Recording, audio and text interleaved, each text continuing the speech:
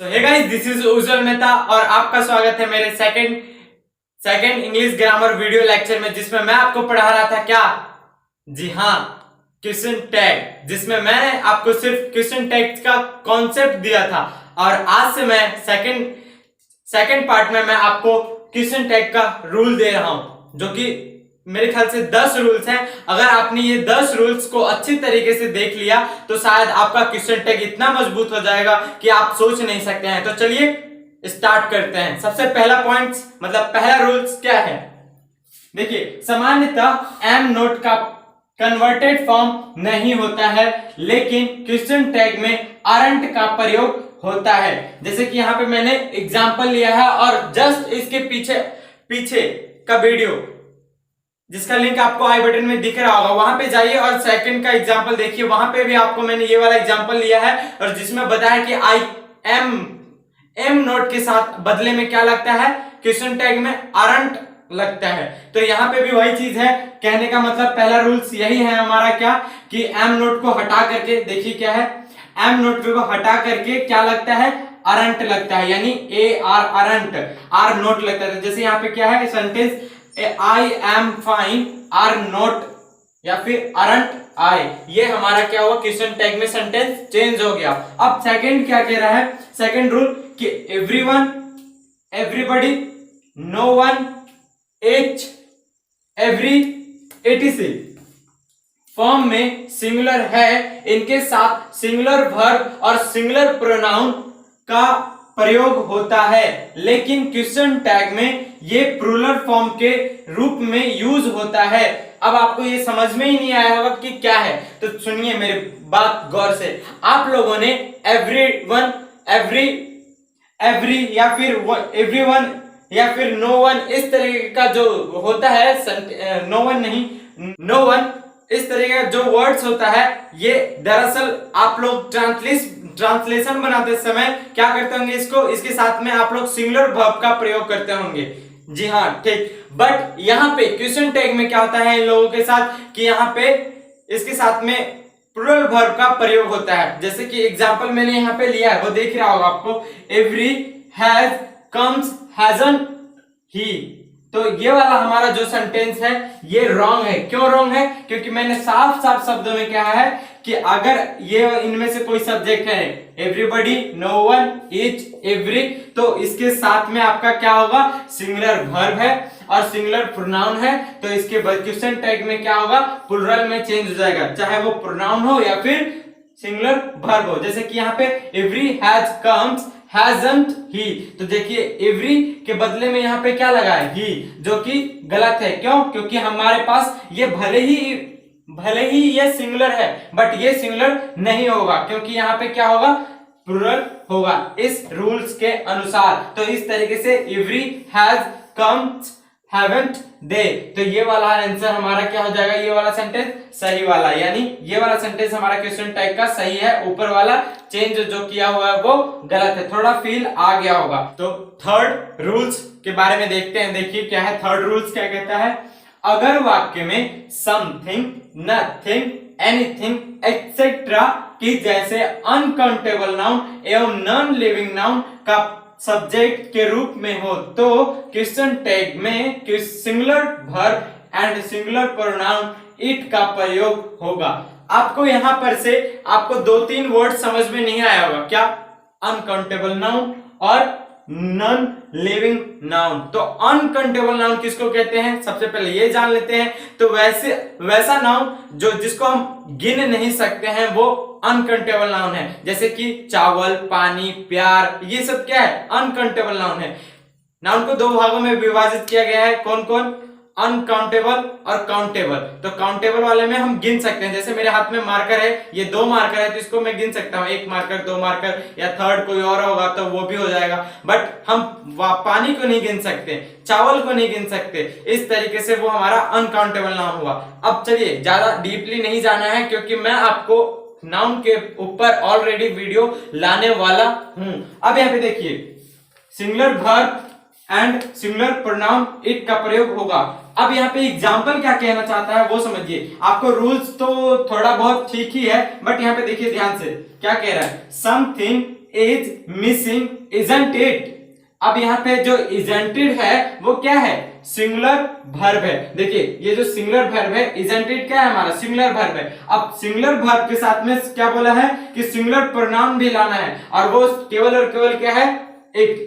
इसके बदले में समथिंग की जगह क्या हो जाएगा, इट। नथिंग के बदले में क्या हो जाएगा, इट। तो इस तरीके से हम लोगों ने क्या देखा कि नथिंग, नथिंग, समथिंग, एनीथिंग, इन सब वर्ड्स के जगह जब क्वेश्चन टैग बनाना होता है तो हम लोग क्या करते हैं, सिंगुलर वर्ब और सिंगुलर प्रोनाउन का प्रयोग करते हैं। तो चलिए चौथा रूल्स देखते हैं क्वेश्चन टैग का क्या कहता है। कुछ शब्द हार्डली, सेल्डम, स्कैरली एटसेट्रा अर्थ से नेगेटिव होते हैं, हालांकि इनमें नोट स्पष्ट नहीं दिखता है, इनके क्वेश्चन टैग पॉजिटिव होंगे। अब यहाँ पे मैंने कुछ एग्जाम्पल लिए हैं। आपको बता दो कि मैंने क्वेश्चन टैग के बारे में पहले ही बताया था क्या, कि क्वेश्चन टैग अगर सेंटेंस हमारा अफर्मेटिव है तो क्वेश्चन टैग हमारा नेगेटिव होगा, और अगर सेंटेंस हमारा नेगेटिव है तो क्वेश्चन टैग क्या होगा, अफर्मेटिव यानी कि पॉजिटिव होगा। अब यहाँ पे देखिए, यहाँ पे बोलता क्या है कि हार्डली, हार्डली का मतलब होता है कि मतलब न के बराबर, न के जैसा ही साउंड होता है, मतलब कि न मना करने लायक। तो ये इसमें कहीं ना कहीं नहीं छुपा है, इसके वजह से हम लोग क्या करते हैं, जो क्वेश्चन टैग होगा वो अफर्मेटिव यानी पॉजिटिव सेंटेंसेस में चेंज होगा। मतलब कि यहाँ पे हमने डज ही का प्रयोग किया है, इसमें कहीं आपको नोट दिख रहा है, नहीं दिख रहा है, क्यों, क्योंकि ये एक ये जो आगे का सेंटेंस है वही हमारा नेगेटिव टाइप का काम कर रहा है। तो चलिए रूल नंबर 5 देखते हैं क्या है इसमें।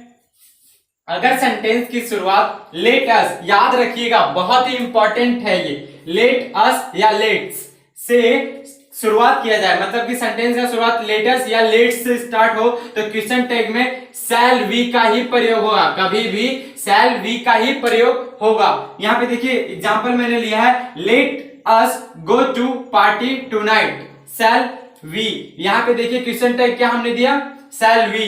अब यहाँ पे इस सेंटेंस को हमने इस तरीके से चेंज किया, यानी कभी भी आपको इस तरीके का सेंटेंसेस हो उसमें नोट अगर है तो भी उसको शैल वी ही लिखना है। समझ में आ गया। अब आगे बढ़ते हैं। यहाँ पे रूल नंबर 6 क्या कहता है, इंपरेटिव सेंटेंस। इंपरेटिव सेंटेंस किसको कहते हैं, तो निवेदन या आग्रह करने वाला सेंटेंस, जैसे कम इन, मे गो आउट, इस तरीके का जो सेंटेंसेस होता है वो क्या होता है, इंपरेटिव सेंटेंस। तो इंपरेटिव सेंटेंस में हम लोग किस चीज का प्रयोग करते हैं, यहाँ पे लिखा हुआ है वांट यू का प्रयोग करते हैं। जैसे कि मैंने एग्जांपल लिया है क्या, कम इन, कम इन। अब यहाँ पे इसके साथ में क्या लगाया है, वांट यू। तो यहाँ पे देखिए ये कैसा सेंटेंस था, ये सेंटेंस था पॉजिटिव, और यहाँ पे जो क्वेश्चन टैग बना वो कैसा बना, नेगेटिव। तो यही है, मतलब कि हर जगह पे मिला जुला करके चलता है। तो चलिए चलते हैं 7th रूल की तरफ। 7th रूल क्या कहता है वो देखिए। 7th रूल कहता है, और ये पहले बता दे रहा हूं, बहुत ही इंटरेस्टिंग रूल है। क्यों, क्योंकि ये हर जगह पे यूज हो ही जाता है लगभग। यदि सेंटेंस का सब्जेक्ट देयर रहे तो क्वेश्चन टैग का सब्जेक्ट देयर होता है। अब यहाँ पे एग्जांपल के थ्रू समझते हैं कि क्या कह रहा है। There was a lion wasn't there, मतलब देयर वाज अ लायन एक शेर है, और शेर इसमें क्या, ये पॉजिटिव सेंटेंस है, इसकी वजह से हमारा ये क्या हुआ, नेगेटिव क्वेश्चन टैग हुआ। तो यहाँ पे हमारा मेन आपको क्या रखना है कि अगर सब्जेक्ट किसी भी सेंटेंस का क्वेश्चन टैग बनाने से पहले देखिए ध्यान में कि अगर देयर है तो उसका लास्ट में जो क्वेश्चन टैग भी बनेगा वो भी क्या होगा, देयर ही होगा। और वो वाला बात तो आपको पता ही होगा क्या, कि अगर हमारा अफर्मेटिव सेंटेंस है तो क्वेश्चन टैग नेगेटिव होगा, और अगर हमारा सेंटेंस नेगेटिव है तो क्वेश्चन टैग पॉजिटिव होगा। ये वाला रूल हमेशा याद रखिए। यहाँ पे मैंने 3rd रूल भी दिखाया, देखिए सॉरी 3rd एग्जांपल क्या दिखाया है कि देयर इज नो वाटर, मतलब पानी नहीं है, इज देयर। तो आपको फील आ गया होगा कि यहाँ पे क्या है, नो, ये हमारा नेगेटिव सेंटेंस था, मगर यहाँ पे क्वेश्चन टैग क्या हुआ, पॉजिटिव हुआ। तो यही चीज है बस। और यहाँ पे सेकंड वाला क्या था, there are flowers aren't there. तो यहाँ पे मेन बात आपको क्या रखना है कि अगर सब्जेक्ट देयर से स्टार्ट, अगर सेंटेंस देयर से स्टार्ट हो रहा है तो उसका क्वेश्चन टैग भी देयर ही होगा, बस ये याद रखना है। तो चलिए जानते हैं रूल नंबर 8 क्या कहता है।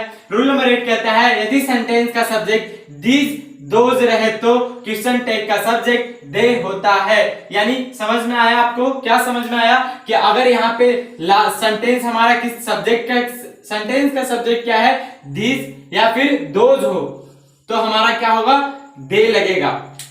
क्वेश्चन टैग में क्या लगेगा, दे लगेगा। मैंने एग्जांपल दिया है, दीज आर फ्लावर्स आरंट दे, मतलब कि ये यहाँ पे क्या लिखा हुआ है, दीज, तो दीज के अनुसार यहाँ पे क्वेश्चन टैग में क्या लगेगा, दे। फिर सेकंड एग्जांपल भी देख लीजिए, अगर दोज से स्टार्ट रहता है तो हमारा सेंटेंस का सब्जेक्ट भी अगर दोज रहता है तो वो क्या होगा, दे क्वेश्चन टैग में चेंज हो जाएगा, यानी उसका क्वेश्चन टैग दे होगा। अब यहाँ पे देखिए रूल नंबर 9, रूल नंबर 9 क्या कहता है, यदि सेंटेंस का सब्जेक्ट वन रहे तो, यदि सेंटेंस का सब्जेक्ट वन रहे तो क्वेश्चन टैग का सब्जेक्ट वन होता है, मतलब जो वन आगे है वही वन पीछे है। क्वेश्चन टैग में देखिए सेंटेंस क्या है, वन कैन बीट हर। अब इसको क्वेश्चन टैग में जब चेंज करेंगे तो क्या करेंगे, one can beat her can't one. समझ में आया? उसी तरीके से सेकंड एग्जांपल भी है, one will plunket you, won't one. ये समझ में आया? वांट यू वन, यहाँ पे वांट क्यों लगा, विल के कारण लगा। यहाँ पे कांट क्यों लगा, कैन के कारण। तो चलिए आपने 9 रूल तो समझ लिया। तो चलिए रूल नंबर 10 जानते हैं। रूल नंबर 10 जानने से पहले मैं आपको बता दूं कि यहाँ पे मैंने लिखा है लिटिल फ्यू और मच मेनी। इन चारों पे मैंने एक ऑलरेडी वीडियो बना रखी है जिसका आपको लिंक यहाँ पे मिल जाएगा, आई बटन पे मिल जाएगा। तो चलिए पहले शुरू करते हैं। लिटिल और फ्यू का मतलब क्या होता है? लिटिल और फ्यू का मतलब होता है ना के बराबर। यहाँ पे मैंने लिखा है लिटिल फ्यू का मतलब क्या होता है, ना के बराबर। अर्थ में नेगेटिव होता है। समझ में आ रहा? अगर सेंटेंस में लिटिल और फ्यू प्रयोग किया गया है तो वो अर्थ कैसा देगा, ना, मतलब नेगेटिव अर्थ देगा। तो ऐसे वाक्यों में क्वेश्चन टैग पॉजिटिव या अफर्मेटिव होता है, मतलब नेगेटिव नहीं होगा। समझ में आया? अफर्मेटिव जो क्वेश्चन टैग है वो हमारा क्या होगा, पॉजिटिव होगा। गौर से देखिए यहाँ पे एग्जांपल क्या है, little people hop is left now, is it. समझ में आया? अगर यहाँ पे नोट आपको ये समझ में आ गया होगा कि लिटिल लगाने पर क्या ये सेंटेंस हमारा नेगेटिव जैसा काम कर रहा है, जिसकी वजह से क्वेश्चन टैग हमारा क्या हुआ, पॉजिटिव हुआ। ये समझ में आ गया होगा। अब उसी तरीके से हमारा सेकंड एग्जांपल भी है, few people turn up for the show, मतलब यहाँ पे भी हमारा जो फ्यू कैसा काम कर रहा है, नेगेटिव सेंटेंस के जैसा काम कर रहा है, जिसकी वजह से क्वेश्चन टैग हमारा क्या आ रहा है, पॉजिटिव आ रहा है। तो यहां तक आपने 10 रूल आपने पढ़ लिया। तो आज के लिए इतना ही, मिलते हैं अगले वीडियो में, तब तक के लिए धन्यवाद।